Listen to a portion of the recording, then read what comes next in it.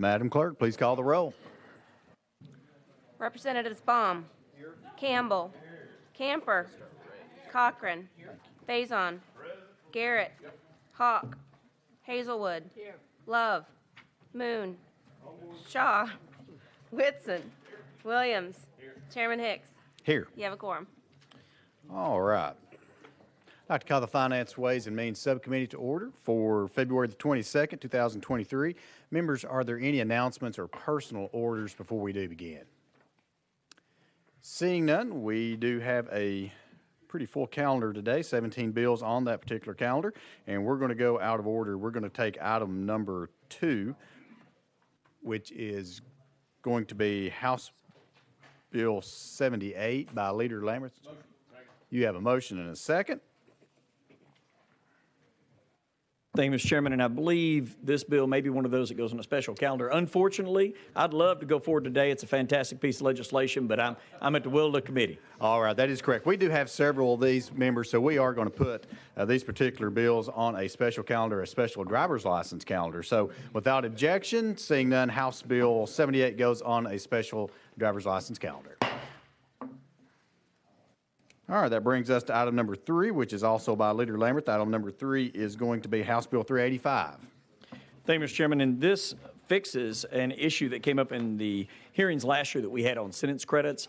And it literally just flips on its head where if someone is owed sentencing credits that they have earned in a local jail prior to their adjudication, prior to being found guilty, then they would get those credits, but only if the local sheriff or jail administrator says that they have earned those credits. Right now, it's automatic in the statute that they get those credits, even if they've not earned them, which to me is insane. I mean, if you've not earned the credits, why would you be awarded them? It does have, I believe, other fiscal impact, which to me is really close to not significant, but Mr. Chairman, I'm at the will of the committee. Thank you, Mr. Sponsor. That was really good. Members, we do have a motion and second on House Bill 385. Any discussion? You've heard the description. Any discussion? Seeing none, as the sponsor has alluded to, there is a other fiscal impact, so we will have to place it behind the budget and consider it at a later date, and I do appreciate your appreciate you trying to get Thank you, past Mr. Chairman. that. You almost had me there. I thought you were going to let them vote. I mean, it's a good bill, but, you know. Not quite today. So without objection, House Bill 385 will be placed behind the budget. All right, that brings us to item number 4. Item number 4 is going to be HJR 13, also by Leader Lambert. Sir, you're recognized. Thank you, Mr. Chairman, and this is a very straightforward bill. It just would add a constitutional amendment to the next opportunity on that, which is about 3 years out, the next gubernatorial election, but this would be the first step in the process to be able to get to there. And, Mr. Chairman, I have a feeling I know the fate of this bill as well, so if anybody else that is much junior, a couple freshmen in the room here, think that this committee is being mean to them, I can assure them that all 3 of my bills, none of them made it out of here today. So I think there's a constitutional calendar, is what the chairman has explained to me beforehand, so I do hope that when we look at that, this will be one of those constitutional amendments that we look at. It moves the elections from May, August to August, November for our county officials. That will both save money and increase election participation, which I think are 2 laudable goals to try to reach. All right. Thank you, Leader Lambert. Members, any discussion on HJR 13?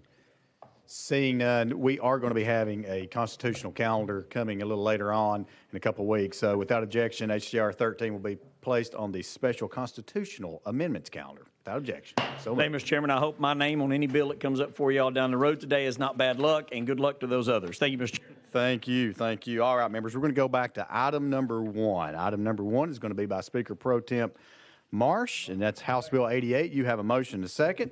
You are recognized, sir. Thank you, Mr. Chairman. HB 88 is a pro-veteran bill that will allow current military personnel or veterans within 1 year of honorable discharge to help them acquire a commercial driver's license. American Trucking Association estimates that we've currently have over 80,000 shortage in truck drivers.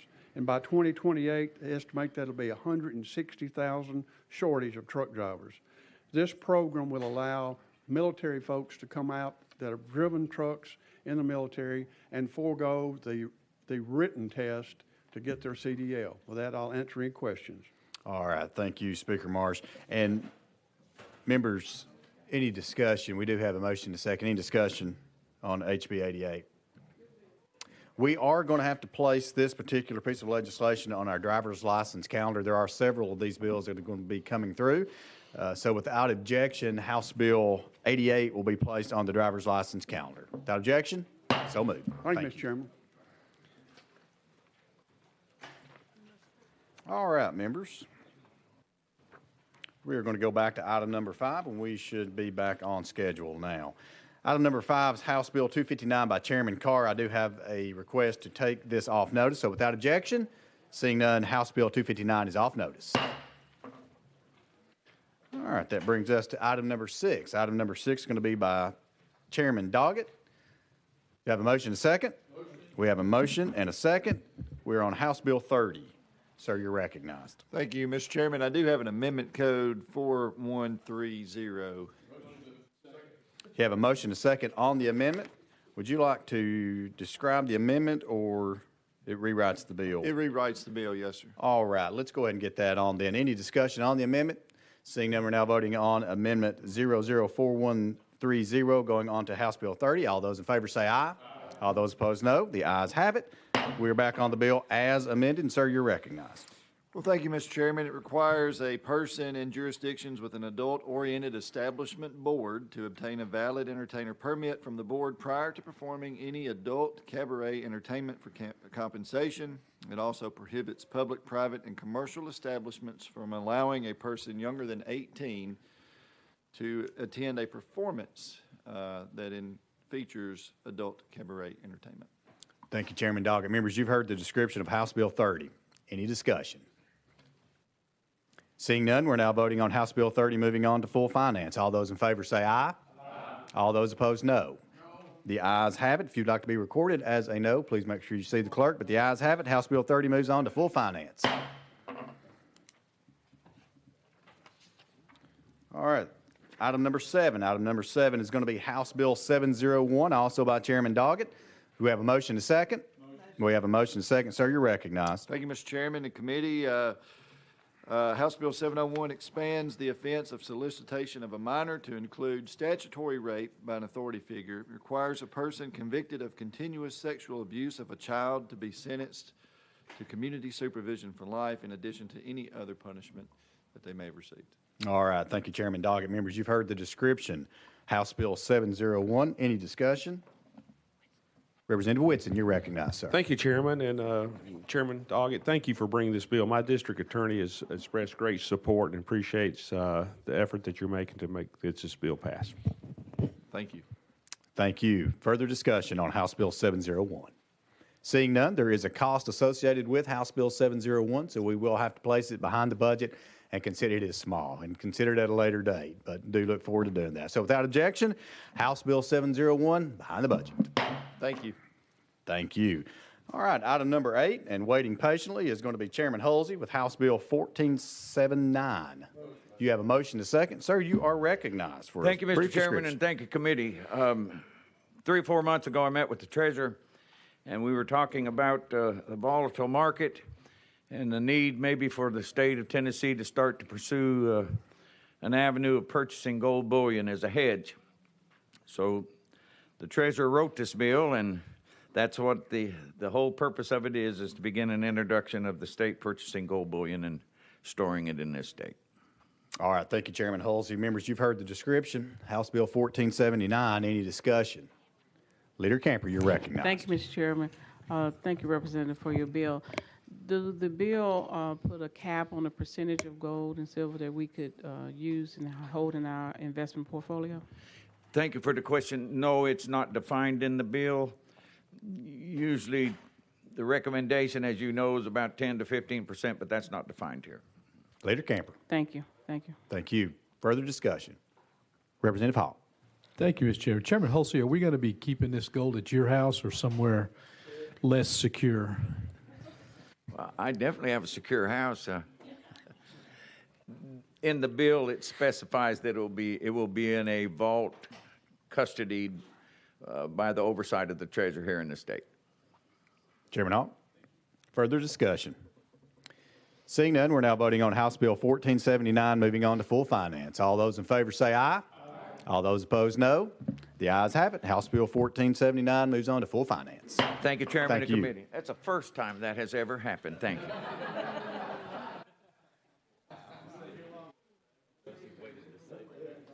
All right. Next, members, item number 9, and without objection, we're going to roll House Bill 320 to the Hill. Without objection, roll to the Hill. All right, that brings us to item number 10. Item number 10 on our calendar is House Bill 76 by Chairman Lafferty. You have a motion to second. You're recognized for a brief description. Thank you, Chairman. Thank you, committee. This bill is intended to eliminate, we've got 5 consulate license plates in the state of Tennessee. The federal government has asked that we get rid of those because there's been some confusion amongst the locals that people might have some sort of amnesty because they're diplomats. So the state has asked us to get rid of that. The bigger part of this bill is to allow parents or guardians of disabled folks to get the free license plate so that they can better manage and better equip vehicles and things like that to be able to support those that they're taking care of. With that, I'll be taking any questions. All right, thank you, Chairman Lafferty. Members, you've heard the description. Any discussion on House Bill 76?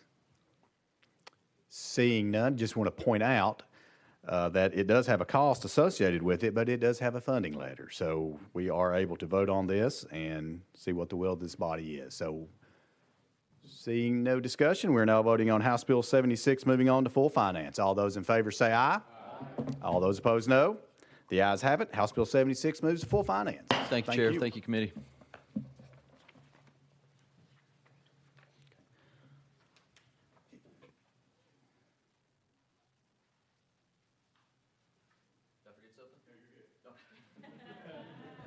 He's not in here. Okay.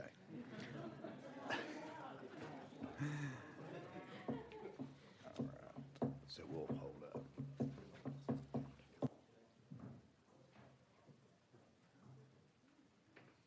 All right, members, we are on item number 11. Item number 11 is going to be House Bill 327 by Chairman Zachary. I do have a request to roll this 1 week, so without objection, House Bill 327 will be rolled 1 week. Get that spit out. Rolled. Item number 12 is going to be House Bill 129 by Representative Capley. You have a motion to second. You are recognized. Thank you, Mr. Chairman and committee. This is a comptroller bill that would make government work better by updating collateral requirements for local government funds held on deposits with federal saving banks by removing promissory notes as a form of collateral. It will more accurately reflect current industry practices and will be easier to monitor and thus make public funds more safely secured and safeguarded. Thank you, Representative Capley. Is this your first bill in this committee? This committee, yes, sir, Mr. Chairman, it is. Okay, all right. Representative Shaw. Thank you, Mr. Chairman. What about the banking industry? How are they okay with this bill? Go ahead, y'all can open dialogue. Oh, yes, sir, I believe so. Okay, I just want to make sure you talked to them about it and they was okay with it. We're good, Mr. Chairman. Yes, sir. Okay, thank you. All right. Representative Shaw, good? Yes. All right, further discussion? This committee must like you. They're being very kind. All right, members, are you ready to vote? Seeing no objection. All right, we're now voting on House Bill 129. Since it's his first bill, I thought maybe we ought to make a motion to move it 5 spaces. Well, Did you say 5 months? You are recognized, Representative Garrett. Thank you, Mr. Chairman. I don't sit on too many committees, and I feel like I've heard this bill. This is probably the 7th time that I've heard this. Are you having some problems moving this bill through the process here, Representative Capley? No, sir. I recommend moving this bill to the Hill calendar, Mr. Chairman. All right, without objection, seeing none, we're going to move item number 12, House Bill 129, to the Hill. Without objection, so moved. All right, item number 13. Item number 13 is going to be HJR 81 by Representative Darby. You have a motion to second. You are recognized. Thank you, Mr. Chairman and committee. HJR 81 begins a multi-year effort of constitutional amendment to prohibit a statewide property tax.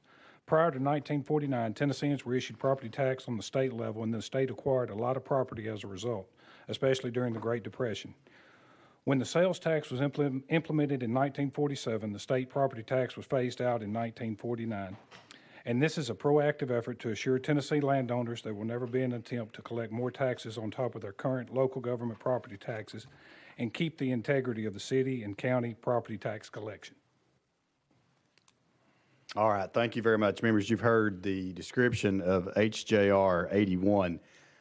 Any discussion? Just want to bring to your attention that we do have a constitutional amendment calendar, and so we are going to place this particular piece of legislation onto that calendar and hear this and others at a later date. But want to make sure you have any questions that you're able to get those answered. Seeing none, without objection, we're going to move HJR 81 onto the constitutional amendment calendar. So without objection, so moved. Thank you, Mr. Chairman sir. and committee. All right, item number 14 is going to be House Bill 319 by Representative Gant. You have a motion to second on HB 319, sir. Thank you, Mr. Chairman. That Representative Capley's first bill brought back some memories when I brought my first bill to committee, and of all people that I had to come before was Speaker Johnson, Curtis Johnson. So you can only imagine what I endured during that presentation. So, but anyway, it's good to be in this posture today. Chairman and committee, this is being brought by Governor Bill Lee, and this is the Rural Brownfields Investment Act that the governor talked about in his State of the State a couple weeks ago. And what this does is this is his commitment to cleaning up brownfields across the state. For those of you who may not be familiar, a brownfield is any previously developed property that is not currently in use to real or perceived environmental contamination. To paint a clearer picture, think of those old factories or gas stations in your communities that have sat as vacant eyesores for years and are now leading to blight and decreasing property values. This legislation aims to turn these properties into economic engines for your communities by providing technical and financial resources for investigation and cleanup and incentivizing redevelopment. This legislation does three things. It establishes the Tennessee Brownfield Redevelopment Area Grant Program to direct up to $5 million annually for investigation, assessment, and remediation to local governments, economic development agencies, development districts, boards, and county land banks. The second thing it does is it creates a new franchise and excise tax credit for Tier 3 and 4 enhancement counties that will allow credit equal to up to $500,000 in remediation cost. The third thing it does is it amends the brownfield tax, the TIF law, to remove geographical barriers to use and expand eligible qualified project costs to mirror those authorized under the uniformity in the TIF law, often referred to as the Industrial Development Board TIF. And with that, Chairman of the Committee, I'll be glad to entertain some questions, and if I can't answer it, I have the administration here to back me up. Thank you, Representative Gant. Members, you've heard the description of House Bill 319. Any discussion? Seeing Chairman Baum.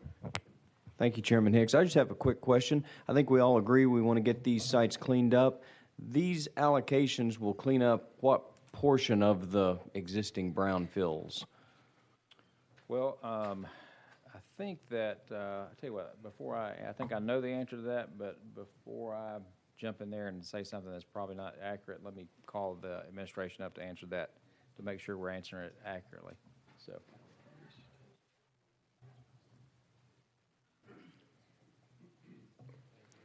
All right, members, we are going to go out of session.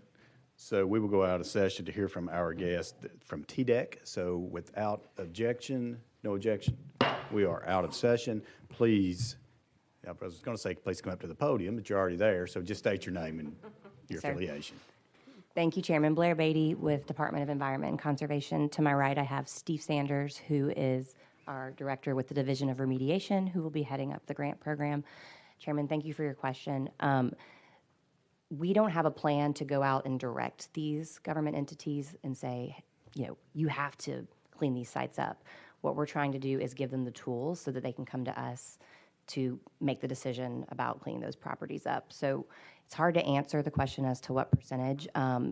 The limit in the grant program is $5 million per year, with a limit of $500,000 per applicant. So per year. And Steve, do you have anything you want to add? Yeah, what I would like to say is that a part of this process is going to be outreach to the communities, education for the communities, and what we anticipate is that, frankly, there are going to be a lot of properties identified in communities that are not currently identified, okay? We're going to help them understand what brownfields are in the community. And through that, we anticipate, frankly, the number's going to go up, and our process with the grant is intended to be community driven. Okay, so we're going to work with the individual communities, IDBs, land banks, and really help them facilitate their vision for property redevelopment and reuse. So that's our goal here, and we do have a funding from EPA to go ahead and start that outreach and education that we're working on right now. Chairman Baum. Okay, any other questions for our guest? Chairman Williams.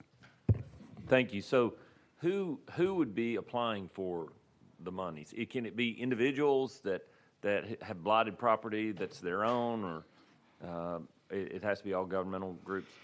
The grant program itself is designed for government, city, county, IDBs, development districts, okay, nonprofit organizations. The tax credit portion, that is designed and driven towards private money investment. So it's really stackable. A community can identify an opportunity. We can help with the front end work regarding identification, evaluation of the condition, and then they can have a private developer come in and take advantage of the tax credit and the other incentives to further that project along. Chairman Williams. Thank you. So I'm thinking of a property in my community. It was an old auto salvage place. And there was once the ability to have some federal dollars for cleanup. I guess the question is will the way this is structured allow for federal dollars and state dollars through the grants and the tax credits be able to commingle? Yes, sir. As a matter of fact, for Tier 3 and Tier 4, we have discussed allowing the grant to actually fund the match that's required for a federal grant. Mm-hmm. And so it's not our intention to stop utilizing that federal money. Okay. We're trying to leverage as many opportunities as we can for communities to meet the end goal here. And to piggyback on what Director just said, there's also ECD grants that can be directed and complement this brownfield grant.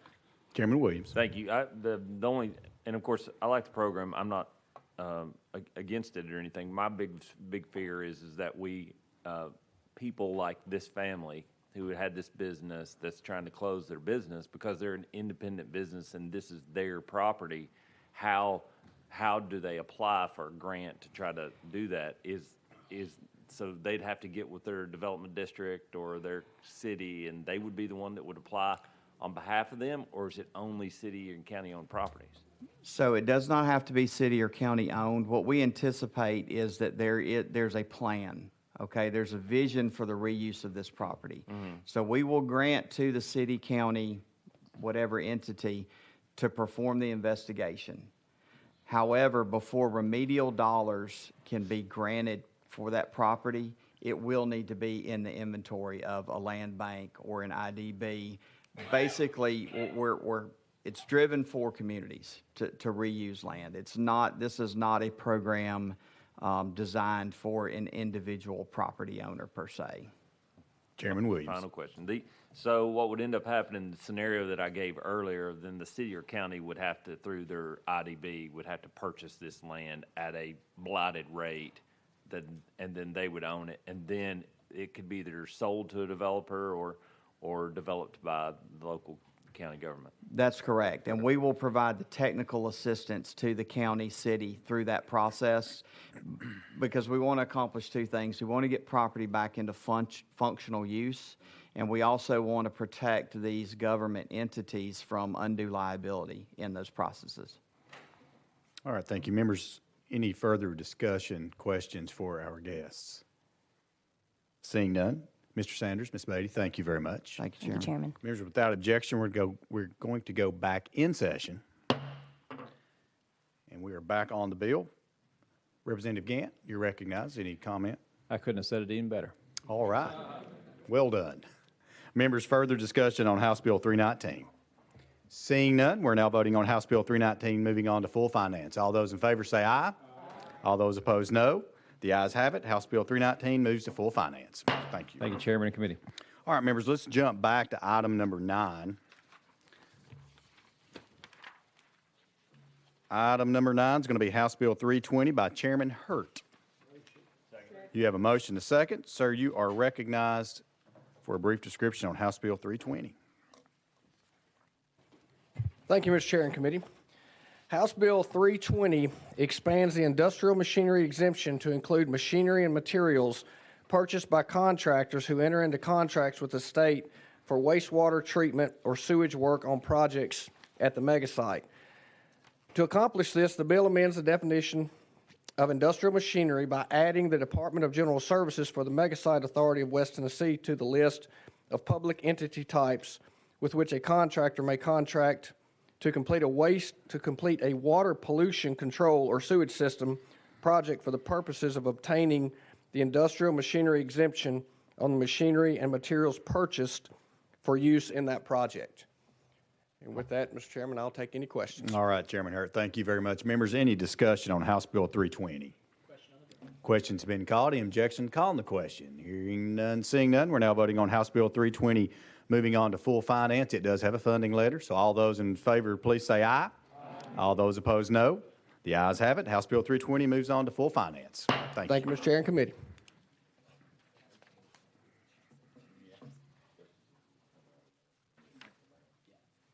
All right, that brings us to item number 15. Item number 15 is going to be Representative Hale, House Bill 80. Motion.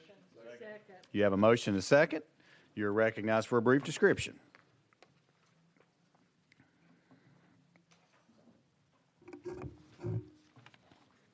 Good morning, Chairman and Committee.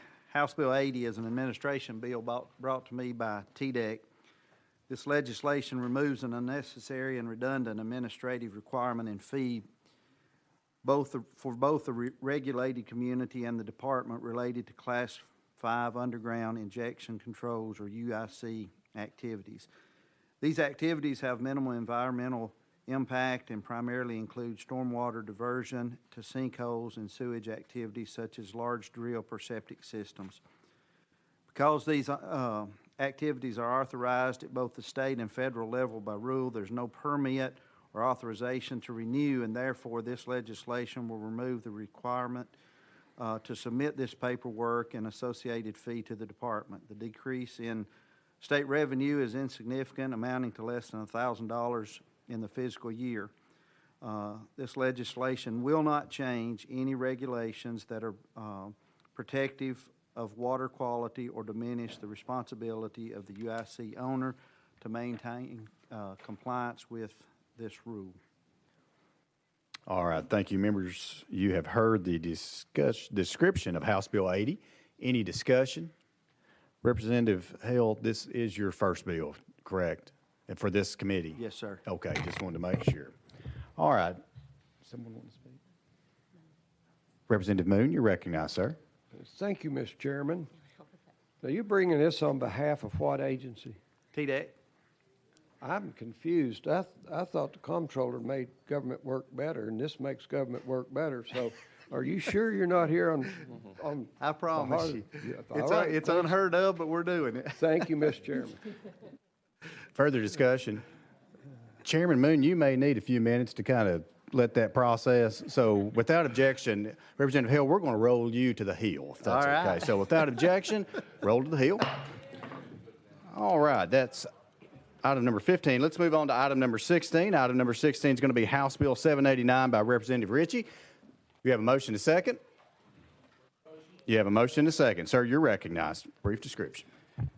Thank you, Mr. Chairman and committee. This is my first time coming before this committee as well, to let you know.